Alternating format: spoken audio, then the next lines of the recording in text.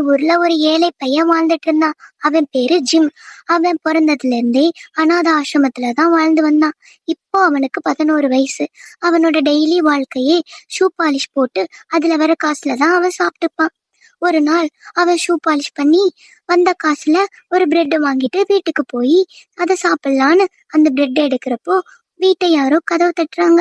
இவன் போய் திறந்து பார்த்தா ஒரு வயசான பாட்டி, குச்சியெல்லாம் ஊனிக்கிட்டு.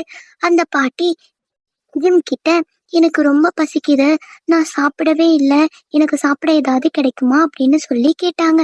உடனே ஜிம் அவனுக்கு வச்சிருந்த பிரெட்டை கொஞ்சம் கூட யோசிக்காம, இந்தாங்க பாட்டி, நீங்க சாப்பிடுங்க அப்படின்னு சொல்லி கொடுத்துட்டான். அந்த பாட்டி அந்த பிரெட்டை நல்லா சாப்பிட்டுட்டு அவங்க பசி போயிடுச்சு. திடீர்னு அவங்க ஒரு தேவதையா மாறிட்டாங்க. ஜிம்க்கு ஒரே ஆச்சரியம். அந்த பாட்டி தேவதையா மாறி, உன் நல்ல மனசுக்கு நீ நல்லா இருப்ப, இனிமே நீ உணவு இல்லாம கஷ்டமே படமாட்ட